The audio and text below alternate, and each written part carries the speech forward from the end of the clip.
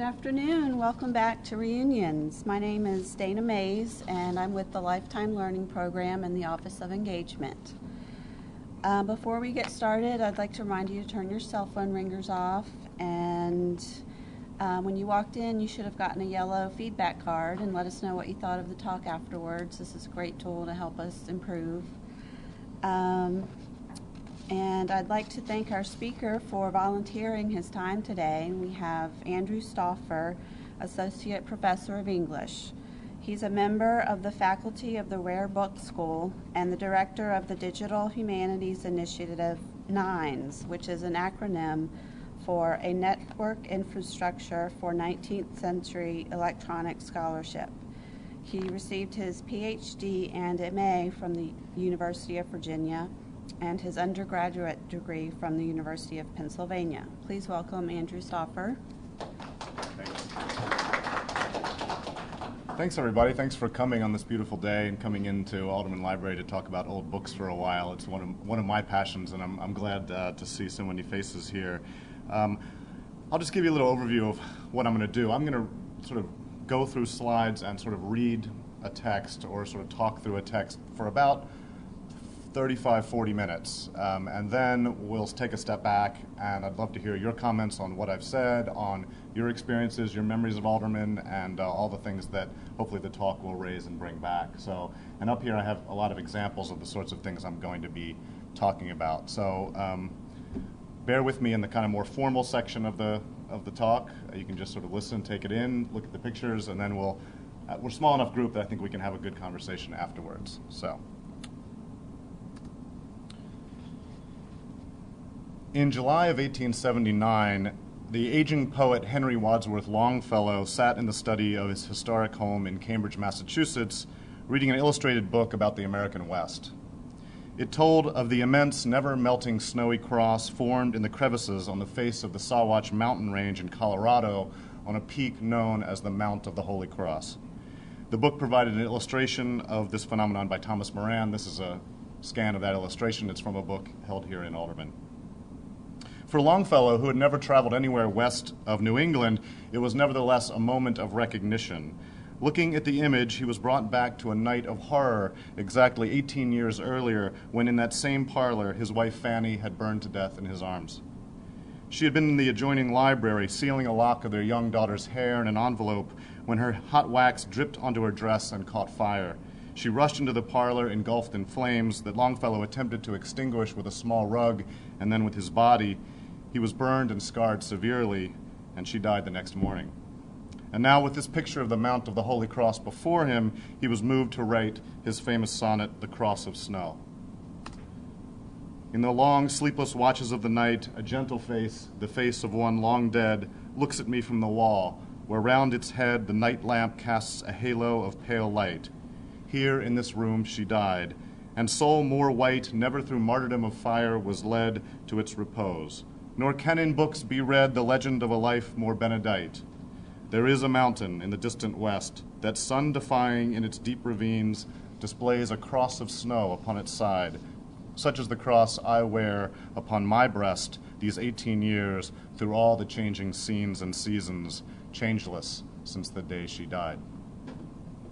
Seeing the cross of snow, Longfellow feels it in a Dimmesdale-like transfer upon his own breast, where it becomes a symbol of trauma and of loss, a kind of typographical dagger indicating Fanny's mortality for him, symbolic on the page of Longfellow's book and adopted by him as a sign of changeless grief, the permafrost left after tragic bereavement.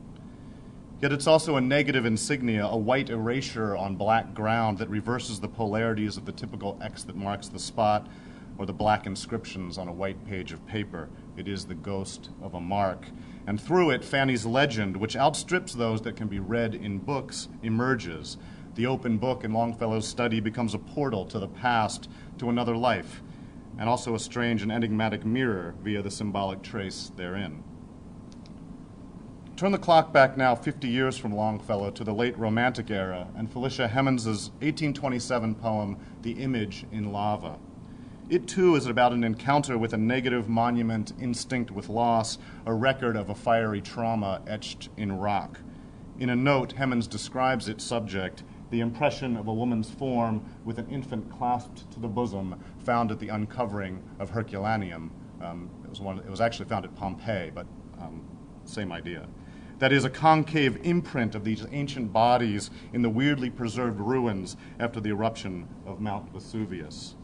And this is part of the poem. Thou thing of years departed, what ages have gone by since here the mournful seal was set by love and agony.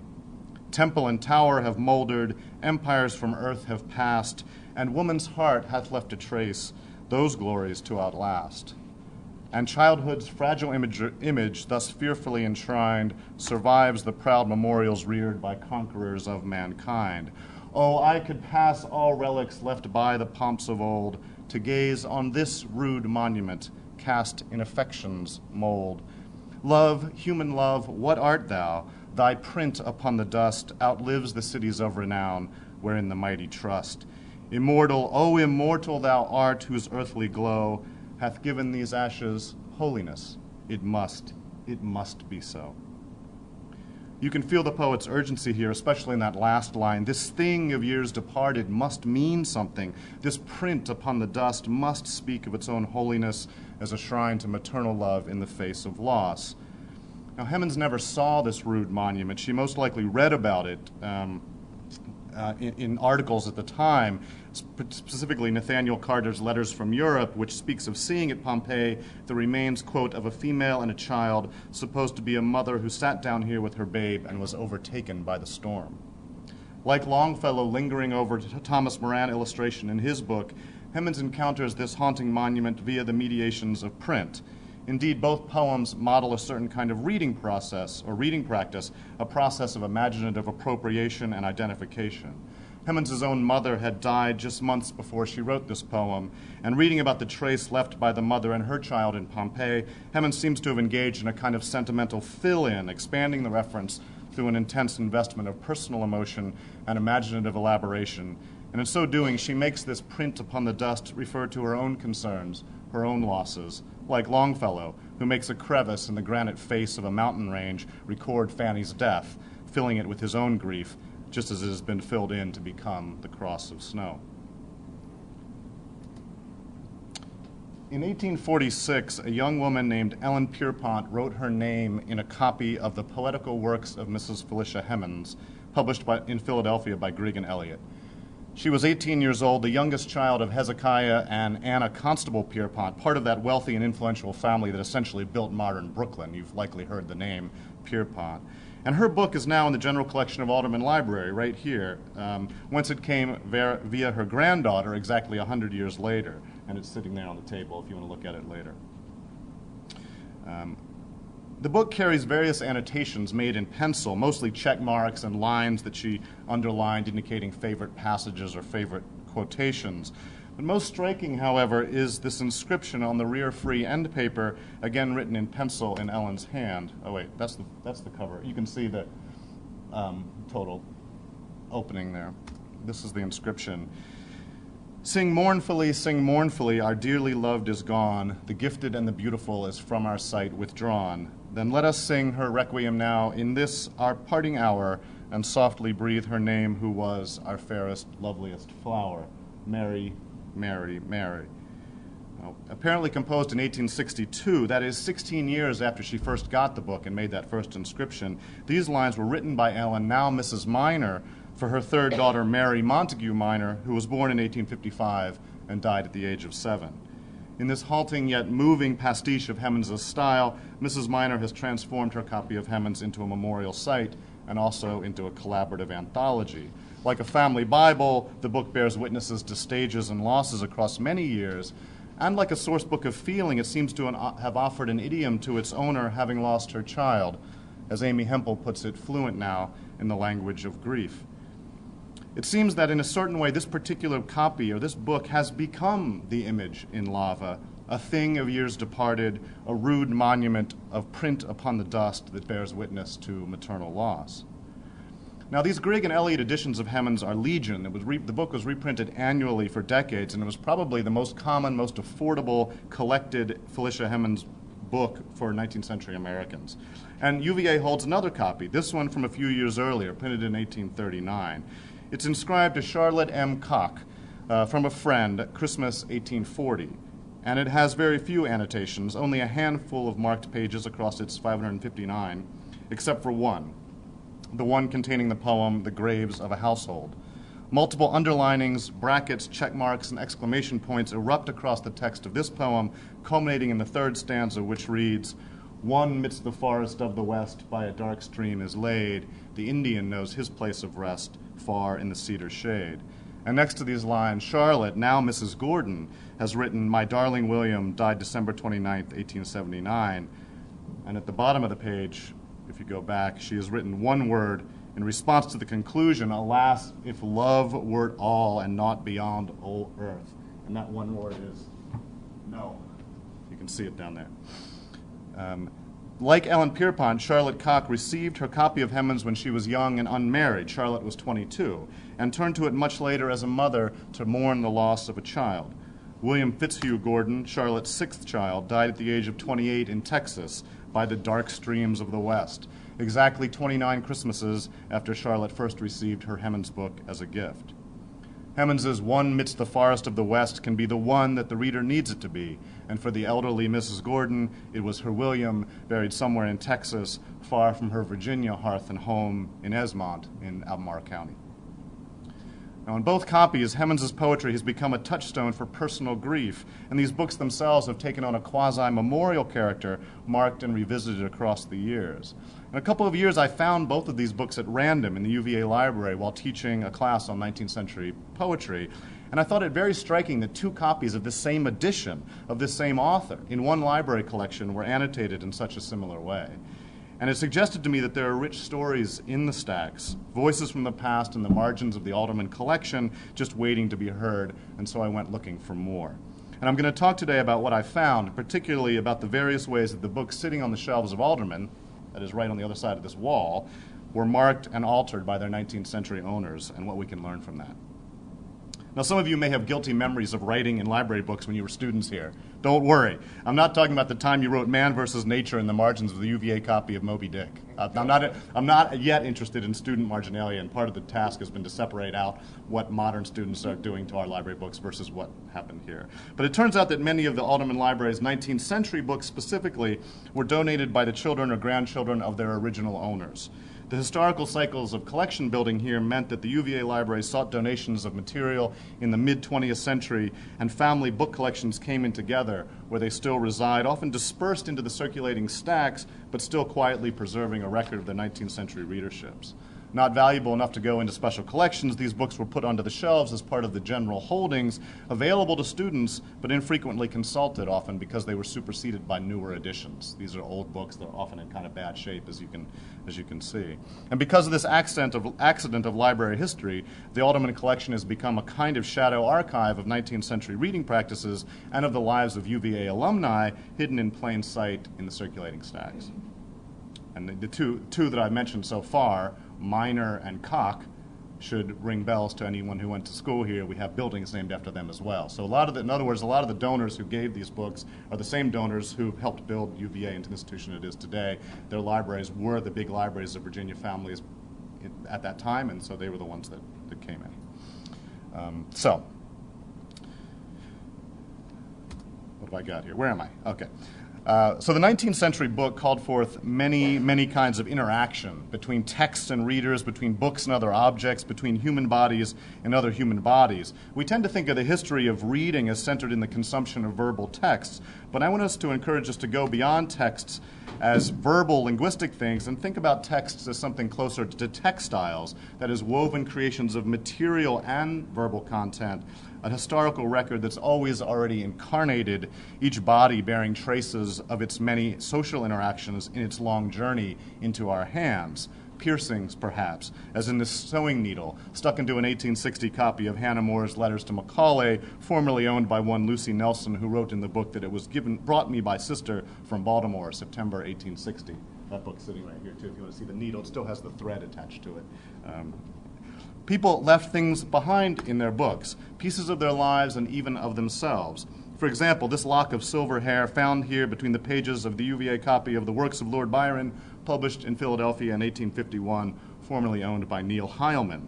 The lock lies next to the Ave Maria stanzas of Don Juan. So everything I show you today, by the way, is an Alderman book. None of this is special collections. None of this is protected. Any student or faculty or you can go pull them off the shelves, look at them, check them out, whatever. So these are not protected books, and that's part of what I'm going to talk about later, is about their curious middle status in the institution. This lock of hair brings me back for a moment to Fanny Longfellow, whose death, you remember, was caused as she tried to preserve a lock of her child's hair, and from whose head Longfellow clipped this tress on the day of her death, July 10, 1861. It's now in the Houghton Library in an envelope dated by Longfellow himself.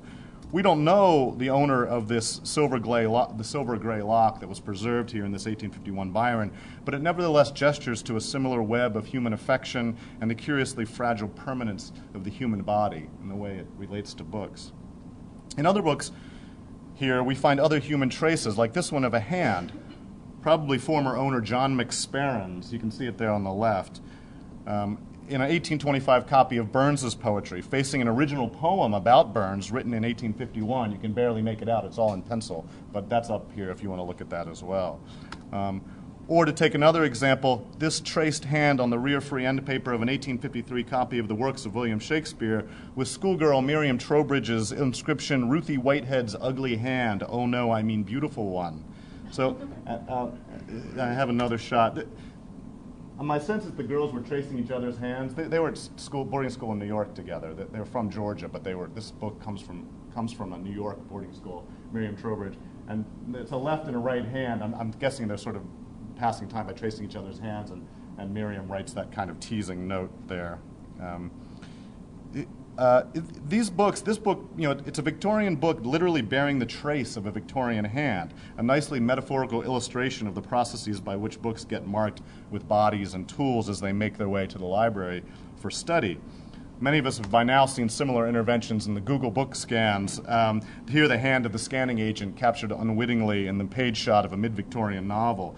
So the image of the hand in the 19th century book, John McSparren's or Ruthie Whitehead's, Miriam Trowbridge, the Google scanner, it makes visible the somatic process of reading, the haptic nature of that process, calling us to attend to the historical book as a social and physical interface, even as it suggests the presence that remains within or even haunts books as they move through time. I was going to look at a couple other examples here. Take this copy, again, the Alderman copy. These are all the Alderman copies, and many of them are right here in front of you.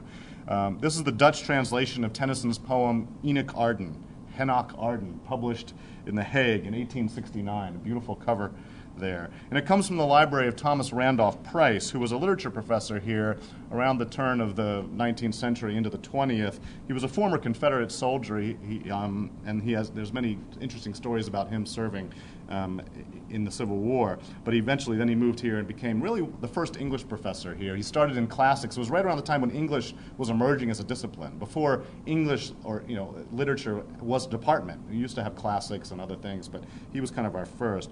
And his books all came to UVA when he died. And this bears the following inscription on the verso of the title page. I'll read it to you. Rotterdam, August 28, 1884. Dear Tom, while looking in a bookseller's window just now and smiling at Dombey and Zoon and other English works in Dutch, I got caught in a shower. So I got this book and retreated to a cafe and got a bottle of Rhine wine and have taken the two together. I know the English poem almost by heart, and so I can read this Dutch without the dictionary. And it comes back to me as I read that we read it together in Dear Richmond 19 years ago. Some of the lines that you read aloud then seem vivid and fresh in my memory, things not to die until I do. And so it seemed to me that it might be a pleasure to you to see clearly, as I do through the mists of another tongue, Enoch Arden from another point of view. And therefore, through the golden light of this flask of Rhine wine, I give you this book to show you how dear to me our past has been and how much I think of you. James R. When James and Tom were reading this poem together 19 years ago, that is, in 1865, Dear Richmond was facing imminent invasion by General Grant's troops. The city would soon be burning as the Confederate Army made its final retreat, and weeks later, Lee surrendered. So that 19 years, you can really measure that. That Dear Richmond has a resonance that you can measure by thinking about the times that we're talking about here. Next to certain passages, which he says he knows by heart, James R. has written, "Do you remember? And I remember when you read this." Sorry, I just lost my slides. Come back. I'm going to need this.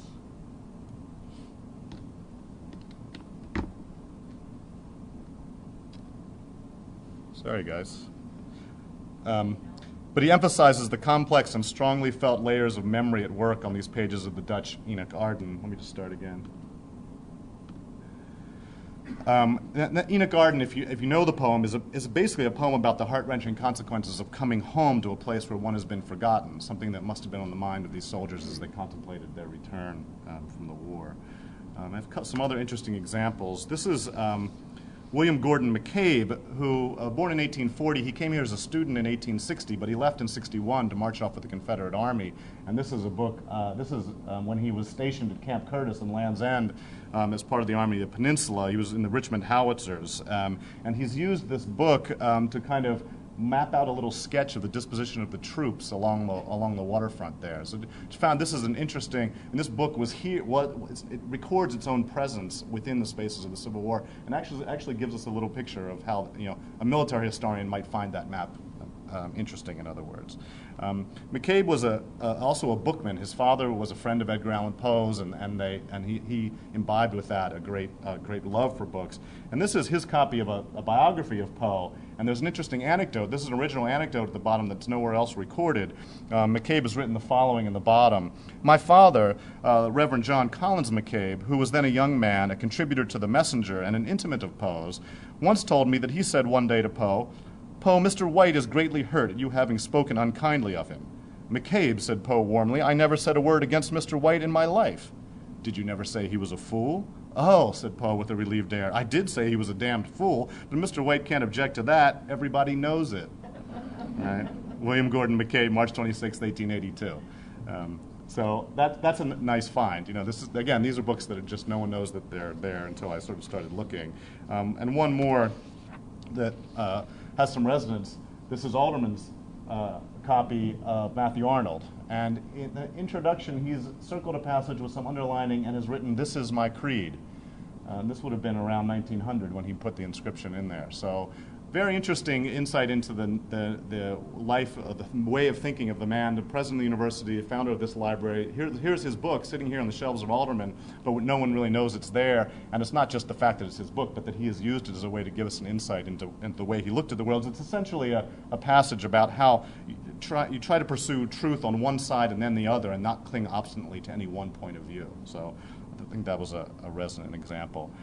And I'm just going to scroll through a bunch of other examples now, just very briefly, give you a few seconds to look at each one as I talk. I have many more. That whole cart is filled with examples. But just to get a sense of the kind of thing I'm talking about, this is all taken from the circulating stacks, and they're part of those examples that I've talked about are part of this much larger archive of the history of reading. Some of them are more legible than others. Some are more evocative. Some are more banal. But because they're part of a library collection with a history, that is, because they come from a finite set of donors, each of whom left a paper trail, and all of whom have some connection to the area and to the university, they can in part be traced and unfolded as part of the 19th century consumption of the book and part of the history of UVA, indeed part of the history of Albemarle County, Central Virginia, Richmond, and the like. Indeed, with the rise of large-scale digital text searching, we can now more easily make connections, particularly if we can tie names and dates to annotations and life events. That is, genealogy is much easier now. You can figure out the relations of people. And such examples that I'm showing here suggest that related examples of marking are out there on the shelves, not just of Alderman, but of lots of academic research libraries around the country, waiting to be found and to illuminate our understanding of the 19th century. So I'll just go sort of... This is actually a student, probably, but it's very early 20th century. There was a boxer named Robert Burns, and so this person has been sort of repurposed the poet into the boxer. That's what's going on there. Let's see what else we've got. Photos. Again, it's not just marginalia, it's inserts, hair, photos, things that you'd think would have fallen out in all the years. But many of these books have never really been looked at since the moment they were shelved, because they're just they were sort of already superannuated by the time they hit the stacks. This is a book by John. This is a book that used to belong to John Stage Davies, and it's up on the table here. He was the son of the professor who was shot that started the Honor Code. You guys all know that story. Anyway, Stage Davies was his son, and this is a book where he's tracing coins. He also said something about in the back about being honorable and not stealing this book, which is an interesting connection there. This is a little note that says, "Dear Effie, can I please be a bridesmaid?" But it's clearly a 19th century piece of paper that's put in there. But what's the future of this printed material, of these books, and of these general collections in the wake of wide-scale digitization? So each Thursday for the past few years, a large North American Van Lines moving truck has pulled up to the loading dock out back at Alderman and gathered into itself rolling shelves full of books. Drawn from the circulating collections, well padded for their journey, these books are headed in their ranks for, you guessed it, the Google scanning facility. Right? This is by now a familiar story. These books are going to be digitized and added to Google Books Search Library. As of last year, Google had scanned more than 15 million of their estimated 130 million books in the world, and the trucks keep rolling. I think they've stopped doing books here, but they've moved on to other libraries. And already, as you know, powerful resources emerged for searching, reading, analyzing printed books. And we are, in some ways, in an extraordinarily stronger position to study the 19th century via its published verbal record and write new histories of the period based on digital searches and collations of various kinds. And we're living in that world. And yet, the status of the 19th century book itself within this changing system is in some ways conflicted. The books are all out of copyright, and so they're also well represented within the circulating collections of the nation's libraries. These books are becoming rapidly available in full text on Google Books. So if you try to look for a modern book on Google, you know often you just get a preview or a snippet or no pages. That's because of copyright. But everything before 1923 is out of copyright, and therefore it's put up. They're rapidly becoming available via Google. So these books return to Alderman on the same trucks every week, but their journey to the scanning facility has placed them on a different footing within the library and within the system of circulation and preservation that enables their existence. In short, they're now in a kind of competition with their own surrogates. The resulting effects may be unpredictable, but a strange kind of war is being waged in academic circles between the traditional idea of the library as a physical repository and a research space, and the emerging concept of the library as a virtual data center and access portal. When we say library now, we often mean a number of different things. My iTunes library, for example. Our international collections of 19th century material, plentiful, various, out of copyright, often fragile due to poor paper, and you can see examples of that here, they're at the epicenter of this debate. We're now at the end of the 150-year cycle that produced these collections in the first place. From the printing of the books in the 1830s and after, to their acquisition by research libraries as collections got built through the 20th century, as I said, frequently via bequests from the grandchildren of the book's original owners. What will be the contours of this archive as it emerges from the coming decade of digitization? What will the 19th century look like with 2020 vision? The year, I mean. Now, librarians have always weeded the stacks. Books sometimes cease to be useful within a given collection, and professional deaccessioning is part of maintaining a healthy library, always. But we're now facing a much more sudden and much larger transformation. Students and researchers are visiting the stacks less frequently and demanding ever greater digital access to materials, and libraries are under increasing pressure to justify money spent on their print holdings. Books, and especially these 19th century books printed on poor paper, are expensive to shelve, preserve, and circulate. And in a certain way, one thing my research has revealed is that people must not have been looking at these things very much because there's like doll clothes in them, right? That book obviously hasn't been well used since it was taken in, and so the question on the librarian's mind is, why are we taking up space with these things? If few people are using them and no one's making a convincing case for their retention, budgetary pressures, including the mushrooming expenses associated with providing digital access to all these materials, are inevitably going to force many of the physical books off the shelves. I'll just give you an example of sort of where we are now. This is Virgo. You probably haven't used Virgo in a while, but you may remember. Virgo, I don't know, some of you might, the card catalog. This is our electronic card catalog. This is a search. I'm looking for Felicia Hemans, the poet I started with, poet of the Image in Lava, looking for editions of her book. And there's 3 entries for the same book, The Poetical Works of Mrs. Felicia Hemans, complete in 1 volume, published in 1836. We do have a copy. It's available in Alderman stacks. That's the one at the top. But there are also 2 the two below those are digital versions that you can access immediately from your screen. So you all were students here. What would you have done? Clicked and got it right away? Would you have trundled over to Alderman, hoped the book was there, it was rainy, then you had to check it out, then blah, blah, blah. You're probably just going to click, as we all would. But if you click, so you say, okay, I don't want to go to Alderman, I just want to get it right now. You click here, you can get it from Hot eTrust or Google Books. Those are both these massive repositories of scanned books from the libraries. You are taken to a book. This is the book, but if you can read that, University of California, right? It's not so. There's a decoupling of the individual copy that we have on our shelf here with access. You see, the imagination of what a book is not down to the copy anymore. It's down to the edition or the title. So as long as you can get some copy of the 1836 Hemans, it shouldn't really matter which one. And for many people, it won't. But where does that leave these kind of uniquely modified books? That's the thing I'm after today. So I direct something called NINES. This is the networked infrastructure for 19th century electronic scholarship at the University of Virginia. And I really just put this up there to convince you that I'm not a curmudgeon or a Luddite. I really am a digital person as well. And I work daily with projects involved in digitizing the historical record of the great age of industrial printing, that is the 19th century. And our collective goal is to open up these materials to various kinds of search, discovery, visualization, commentary, contextualization, and collaborative research. But at the same time, we've always stressed that such digital archives are not replacements for the material texts they represent. Rather, they are simulations or models, close relatives of the traditional scholarly edition. The books on the shelves carry plenty of information that's lost in the process of digitization, no matter how lovingly one particular copy is rendered for the screen. And in the case of Google Books, as that scanner's hand showed you that I started with, the emphasis has been placed on quantity over quality. And we can talk more about Google Books if you like, but they don't really have an interest in the books themselves. They're really building that. The reason they did Google Books is to find out more about you so they can sell things to you better via advertising. And they're not really interested in curating a collection. They're interested in the ways humans interact with information so they can learn more about our preferences and so they can become the operating system of our lives.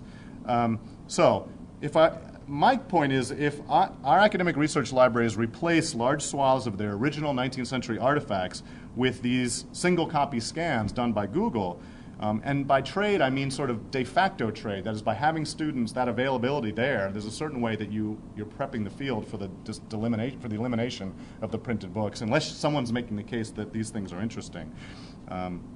My point is, the books themselves are not merely reports on the 19th century. They are individual 19th century scenes of evidence, produced, conveyed, sold, handled, read, and marked by the culture of study.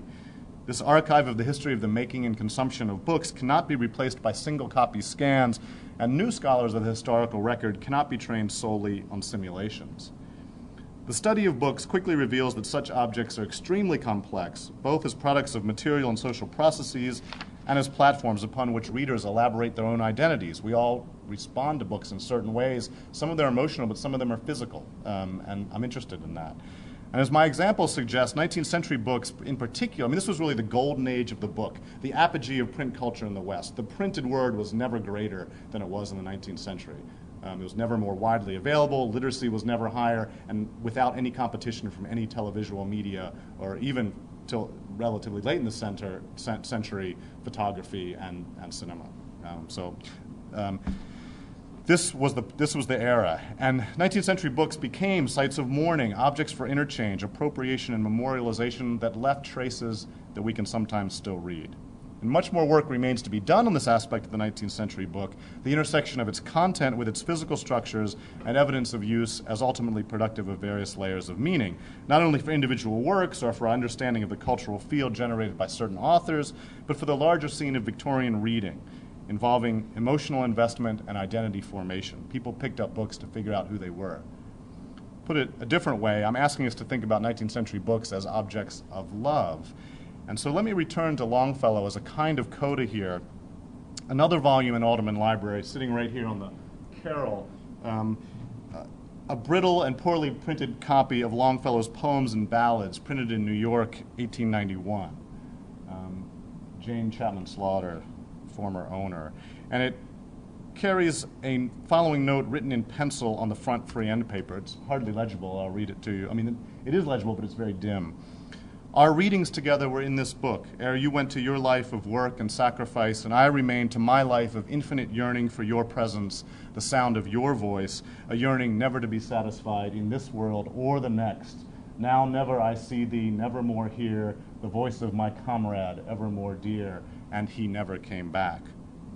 And a number of poems in this copy bear Jane Slaughter's annotations with explicit reference to her memories of reading them, apparently with John H. Adamson, whose name is also inscribed in the book. You can see there's the first owner, John H. Adamson, Christmas 92, Jane E.C. Slaughter, 1900. For example, in the bottom margin after the skeleton in armor, which is Longfellow's ballad about a ghostly Viking telling the story of winning the love of a blue-eyed maid, Jane has written the note, "Then you looked at your watch and said, 'Now shall we go and make that visit, for at 5 o'clock I have to go to Washington.' And we meant you and I, and we had a happy walk." And then in a later hand, this is the older Jane revisiting the book, she's added in the facing page, "Our last walk together in this world, never to see each other more, never, oh never. It was after this I called you Norseman, the name we always used to the end in our letters. Do you remember? You added to it your Norseman and your devoted Norseman." Now, in the Longfellow poem, the Viking warrior inspires the maiden's love through storytelling. "Once as I told in glee tales of the stormy sea, soft eyes did look on me, burning yet tender." And those lines, you can imagine, formed an echo to what was going on as these two people are reading Longfellow's poems together, as James Marginalia tells us quite precisely, at 10 p.m. on Sunday, July 1st, 1900, in the parlor of the Alexandria Infirmary in Virginia. And Jane notes in the margin of this poem, "You read this and I said, it just suits your voice." Sorry, I'm trying to bring these pictures back up.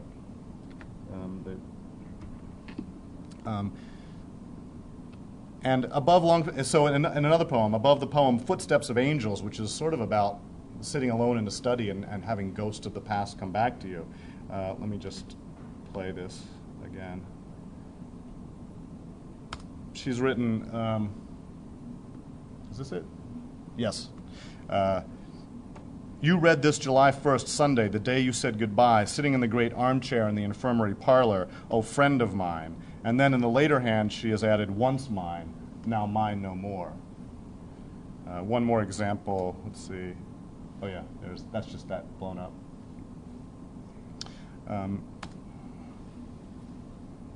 That's at the top of Skeleton Armor. "You read this to me last Sunday before you sailed, July 1900. Do not forget." This is Coplas de Manrique. This is, okay, so at the end of her translation, Longfellow's translation of the Coplas de Manrique is Jane's note, "Sunday, May 6th, n'oubliez pas, don't forget." And then in the later hand, she's added, "Read to me by my Norseman also long ago, before he went on his crusade in Liberia at Cape Town on the west coast." Now, Cape Town isn't in Liberia, but there is a Cape Mount Episcopal mission in Liberia, and my guess is that the aging Jane was wobbly on the name of exactly where Adamson went. But that, again, more research needs to be done here. I haven't quite figured out what happened, but I'm working on it. Precious as a shared object and source, this Longfellow book gets marked twice. First as a private message to an absent lover, and then some years later as an unsent letter to one who's been truly lost. That is, the first annotations made in 1900, just after John's departure, seem to have been meant for him to see when he returned from his travels. Like they're sort of addressed directly to him. "Do you remember? Remember we read this. Don't forget me." But then, the second one's much later addressed to his ghost, still asking in a way, "Do you remember?" Jane Slaughter never married. She was one of the first women to receive a PhD from the University of Virginia. This was in Romance languages. And her books were given to the UVA library in the 1950s after she in turn passed away. There she is, portrait of her, self-portrait drawn when she was about 18. And we have her family papers here in special collections. The Slaughter family papers came along with her books, but a book like that wasn't considered special because it's an crummy 1891 edition of Longfellow, so it found its way to the circulating collection. Believe me, it's the most interesting thing in the Slaughter family papers. I've looked through all the rest, and they're fine, depending, but this one immediately calls out. So the evidence I've shown you today suggests that Victorian readers cherished their volumes as layered social and domestic objects. They found themselves and their own lost children, parents, and partners in those books. And in turn, the books were transformed into deep, sometimes legible souvenirs through the strength of human love. And out of such essentially domestic circles, some of these books have come down to us as common property, bequeathed to places like UVA and made available to students and readers and scholars. As I said, the very family names I've cited today, Slaughter, Minor, Koch, undoubtedly resonate with many of you as names of UVA buildings. These books, too, are part of their legacy and ours. Now, I don't want to leave you with the idea that I'm against digital versions of books. Indeed, a massive horizon of opportunity is opening for students and scholars to trace the history of language and of ideas and of books and reading via the Global Digital Library. And much of my own research for this project is only made possible reasonably by digital searching of large numbers of texts. But I worry that individual copies are under a general downward pressure in this new dispensation, in which our very idea of the library is changing. In his poem, Church-Going, Philip Larkin wonders about the modern fade-out of religious faith in the Anglo world. And he wonders why, despite his own apathy and ignorance, he keeps visiting churches. Why does he keep going back? Bicycling on Sunday afternoons, he finds himself often stopping when he passes a church, tending to this cross of ground, he said. That is, both unaccountably inclined toward and gently caring for what he calls accoutred frowsty barns, even as he recognizes that they no longer have the power to hold unspilt what since is found only in separation. Looking forward, he wonders, quote, when churches will fall completely out of use, what shall we turn them into? Imagining most of them slowly crumbling to ruin amidst rain and sheep, with only a few cathedrals kept chronically on show. The poem ends as he tries to foresee who will be the last, the very last, to seek a church for what it was, the final representative of beliefs wedded to practices within the special shell that was created to house them. And Larkin's poem has been on my mind lately as I walk through Alderman. So much is changing in the realm of the book, and we hear so often about the digital transformations of reading that many are wondering about the future relevance of these physical buildings and their material contents. Are places that look like the Alderman stacks going to fall like Larkin's churches completely out of use? From here, if we could see through that wall, we could almost glimpse the rotunda, the Enlightenment temple of knowledge that Mr. Jefferson placed at the heart and visual center of his modern secular academical village. And it was no accident that the rotunda held the library of the university for its first 100 years or so. Jefferson, a true 18th century bookman, selected and arranged the books for the collection himself, and he also hired the librarians. Edgar Allan Poe was one of the first patrons of the Rotunda Library. You all know this. The collection grew over the decades, requiring an annex in the 1850s, and then in 1895 there was the fire that claimed 40,000 volumes. They were lost, despite intrepid students and professors who threw books out of the rotunda's upper windows as the flames spread. Rebuilding, planning, and new construction led to the opening of Alderman Library in 1936, which soon held over 300,000 books. And it was around that time that they began taking in the donations. So this library is opened in 36. If you looked at the donation stamps of most of these books, it's 1940, 1950, right around the time the last Victorian grandparents were fading, or there was a certain cycle of generations that were going on there, parents and grandparents. So now with about 2 million items on the shelves, Alderman remains the central library here. And within hailing distance of its forebear, the Rotunda, Alderman carries this founding legacy into the 21st century. But now the specific content of that legacy is the focus of profound change. In defending the traditional book-filled Alderman Library, I've heard many colleagues and former students praise the serendipity of wandering in the open stacks. Everyone seems to have a story about finding the perfect volume by chance on an adjacent shelf while in quest of something else. You went to look for one book, but it was the book over here that was really the one you wanted. And indeed, my examples of marginalia depended essentially on random discovery and a lot of shelf surfing and browsing. But this objection to shelf clearing is really too easily answered.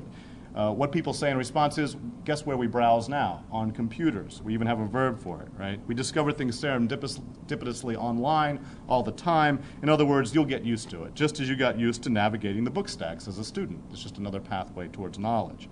But to my mind, a deeper loss of using a bookless college library involves a lack of contact with the physical volumes in the aggregate, and thus with the deep time they embody and communicate.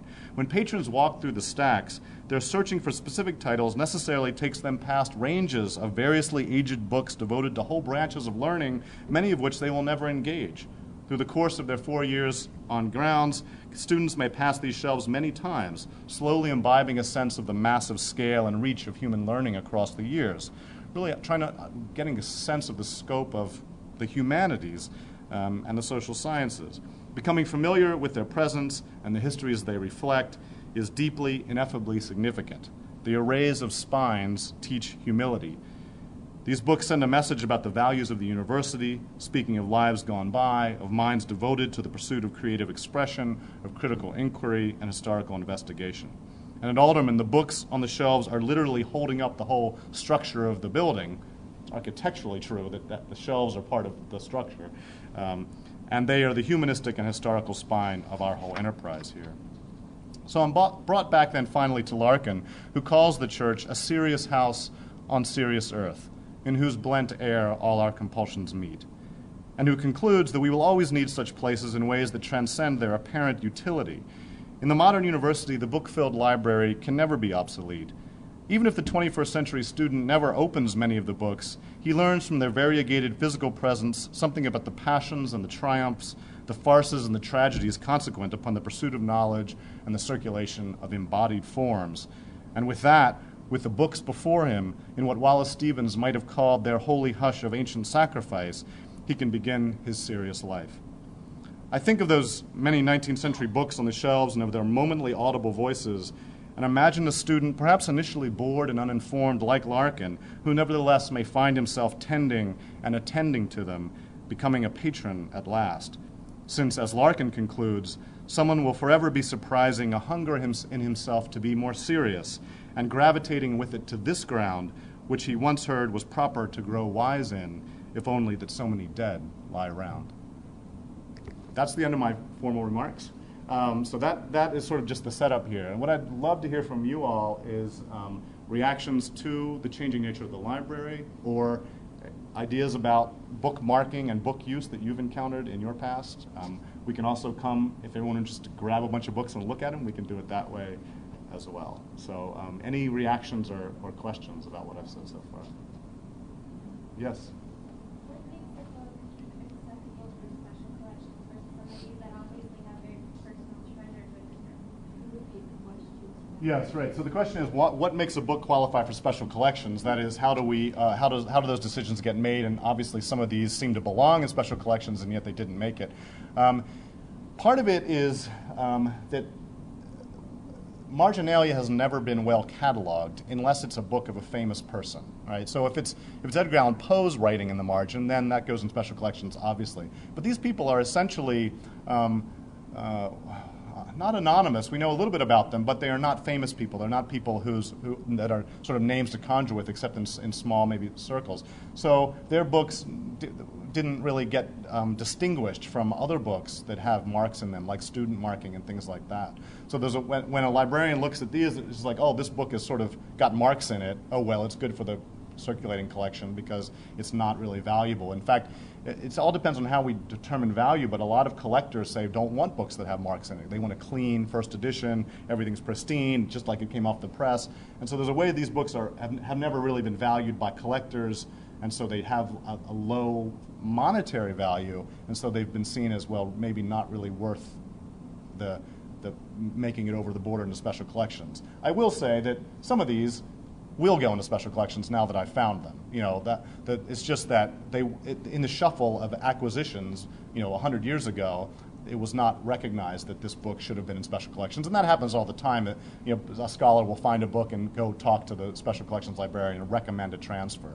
So we can do that with individual titles. What I'm more worried about is the whole system.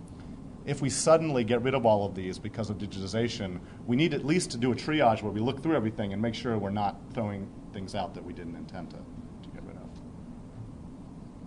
Yes? You would give it to Clark much? To Clark? I haven't done the shelf search at Clark yet. I need to do that. Do you have any experience over there? I used to work in it. Do you think this phenomenon is repeated there? Not as much, but I remember seeing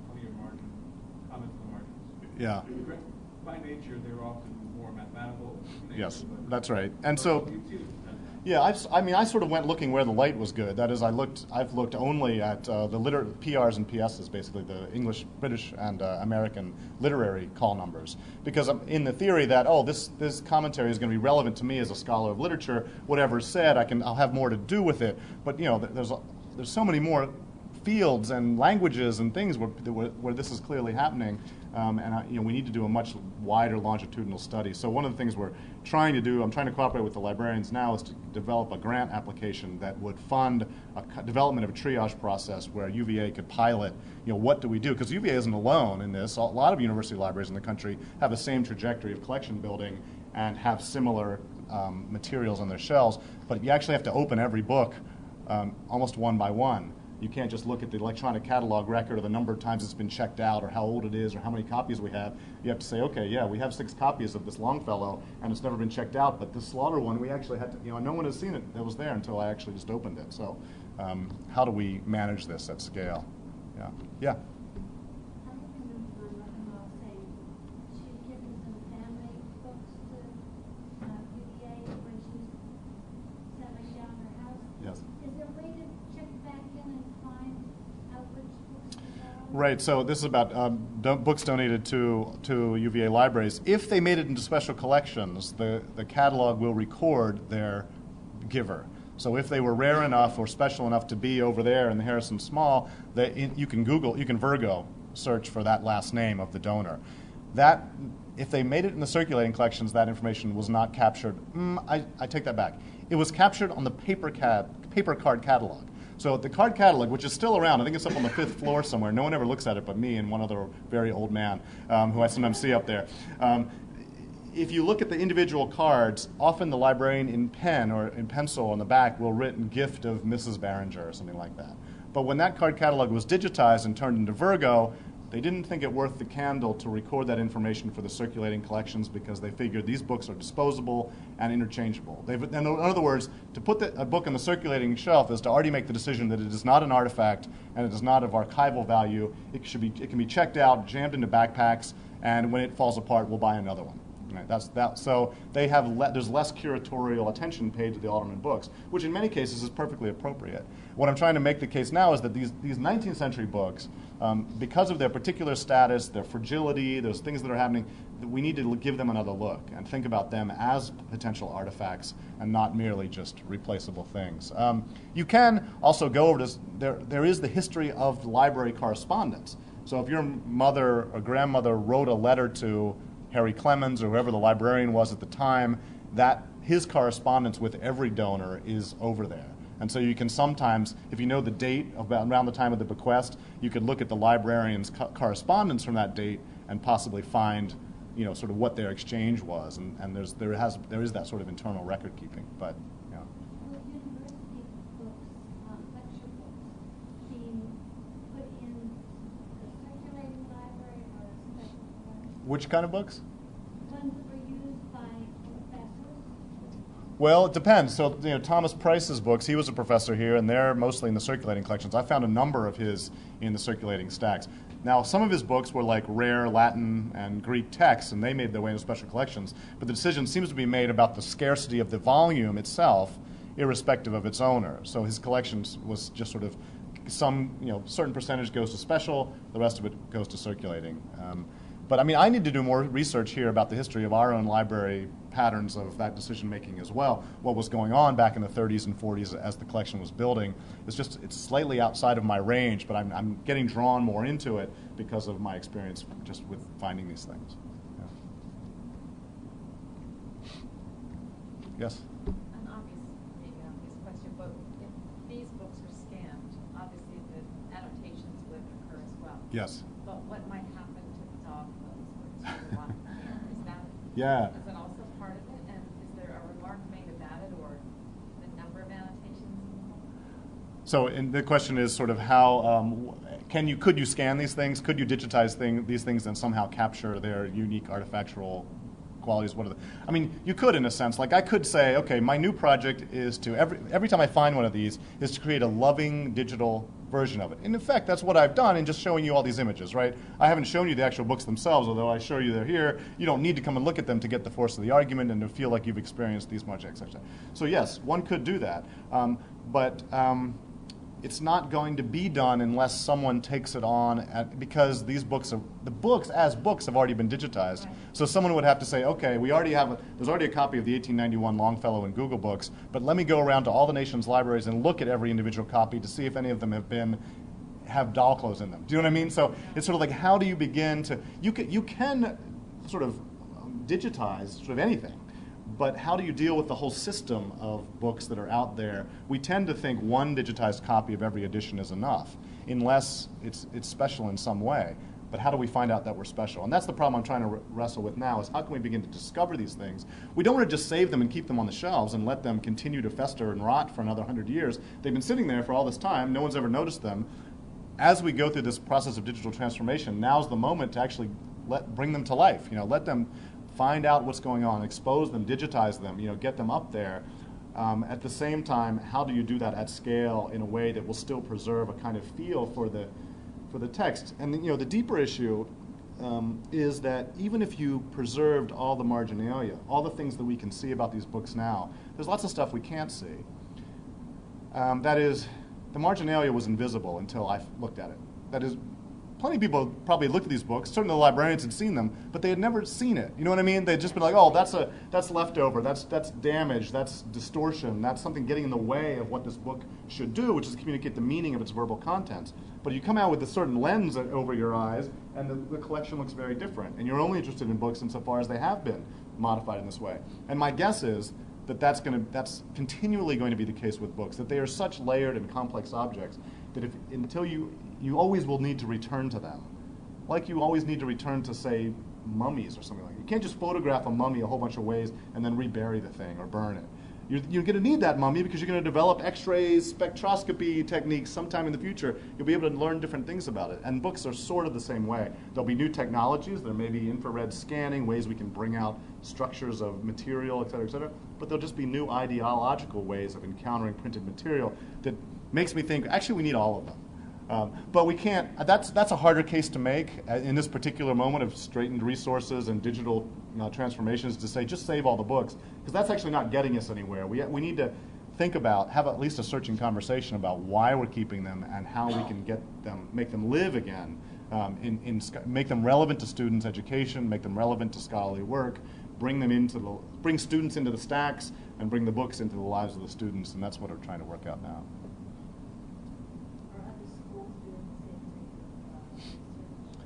I don't think so. I've given this talk, a version of it, at various schools, and people are always interested and curious, and there's usually some nodding, but and the librarians will come to me later and sort of say, yeah, we need to think about this. So that's why we want to pilot this grant. I think we're at the moment where a lot of libraries are sending books to off-site storage. Right? We have Ivy Stacks here at UVA now, but almost every big university library has an off-site place because students are using the books less, so let's move them to a warehouse, and if they really want them, they can get it in a day or two. We'll ship it, but it's a lot cheaper to move it away from the central heart of the university where real estate is always tight.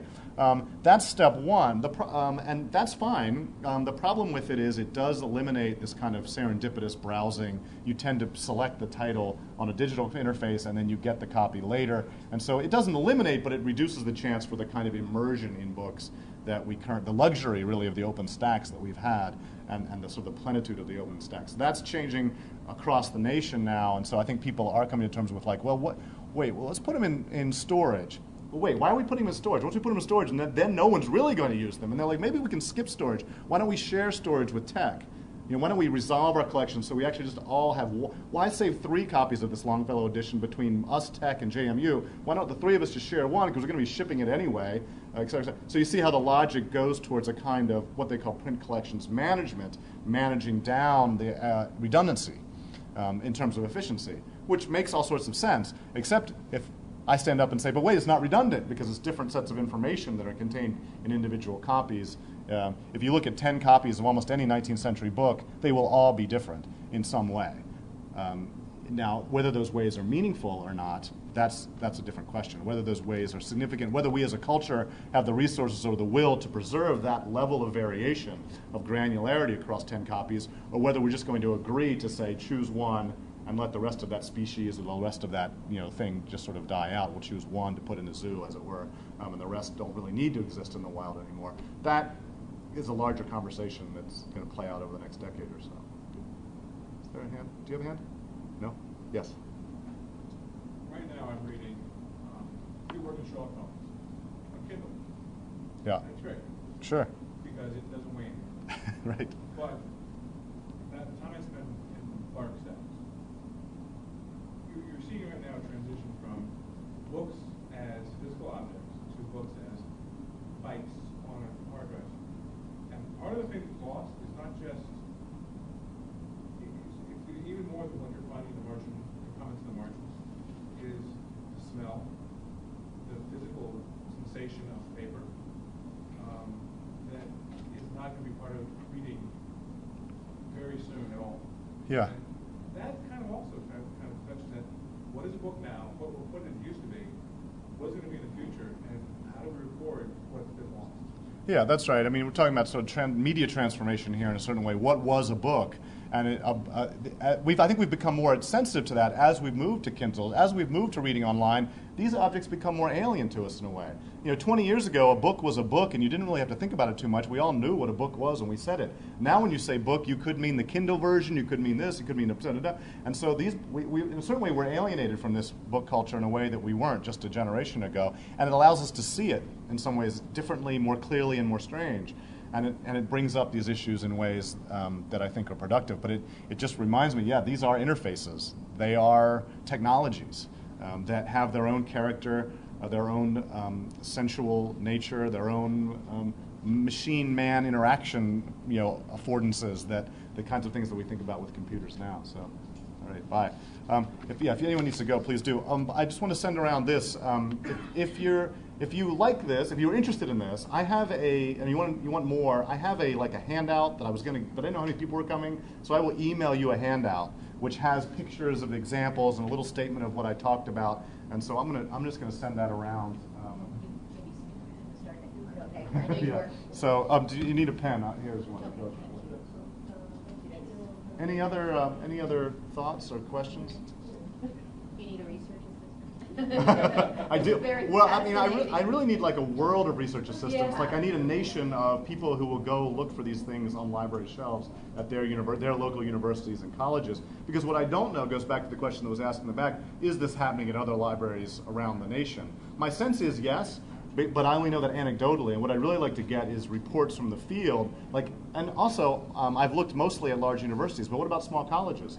Small towns. Small towns? I did a very small library, and the original collection is sitting, molding on the top shelves once our little library was renovated inside. And as soon as I go back, I want to dig into there and see Yeah. the sequence on those pages. That's it, because there's a kind of coherent, you could say, well, there's all these used books online, we could just look at used bookstores, but there's something about the coherence of these local collections, about the place in which the things came together, because they tend to be drawn on the local community.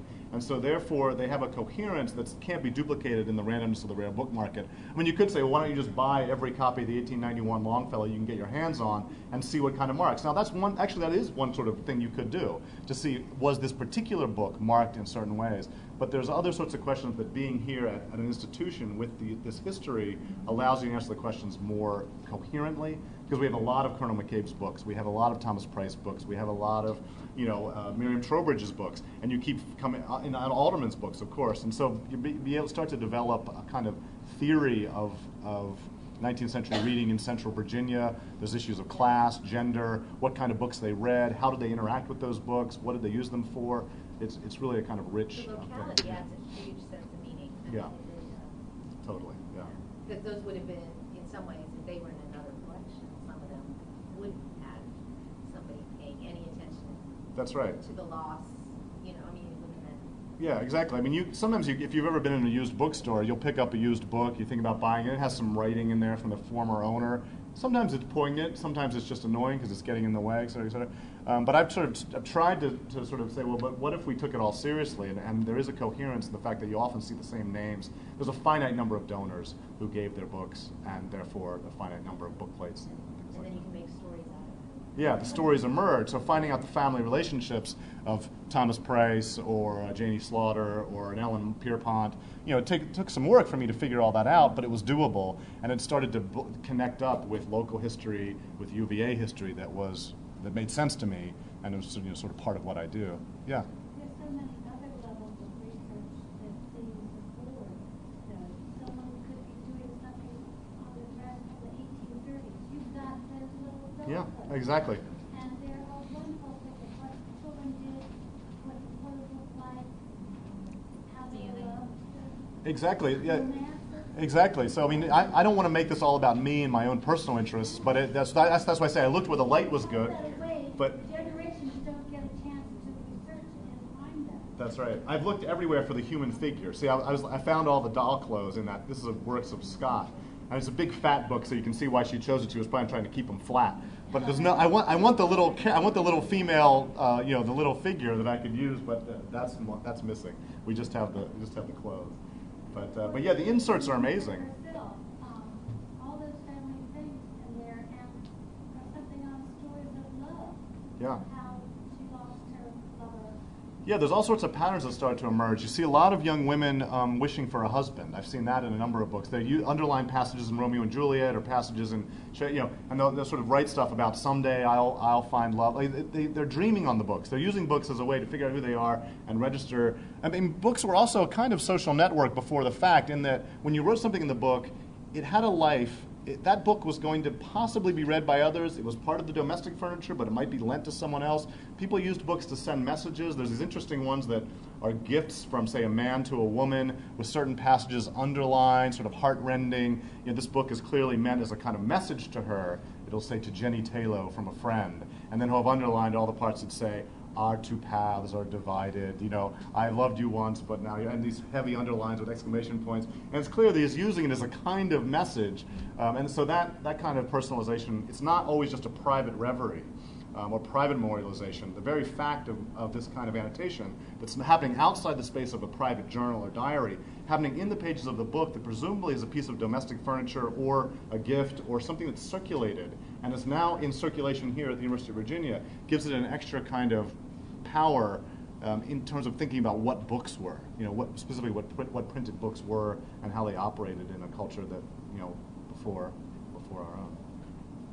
So, well, we're almost out of time. I want to give you guys a chance to come up if you want to look at any of these. I maybe don't touch the ones that are on the table because they're very fragile.